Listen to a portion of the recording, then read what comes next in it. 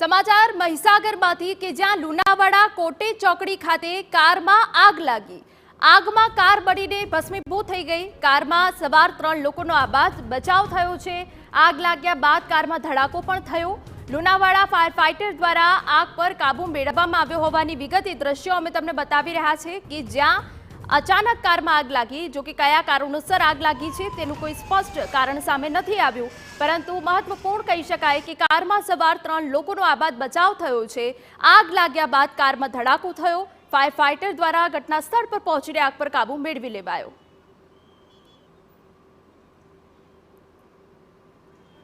તો એ દ્રશ્યો અમે તમને બતાવી રહ્યા છે કે જ્યાં થોડા સમય માટે જ્યારે કારમાં આગ લાગી, કારમાં ધડાકો થયો ત્યારે અફરાતફરીનો માહોલ સર્જાઈ ગયો। જો કે સમય સૂચકતાની સાથે 3 લોકોને બહાર કાઢી લેવામાં આવ્યા। 3 લોકોનો આબાદ બચાવ થયો છે, પરંતુ કારમાં કયા કારણોસર આગ લાગી છે તે કોઈ સ્પષ્ટ કારણ સામે નથી આવ્યું, પરંતુ થોડા સમયથી કારમાં આગ લાગવાના બનાવો બની રહ્યા છે।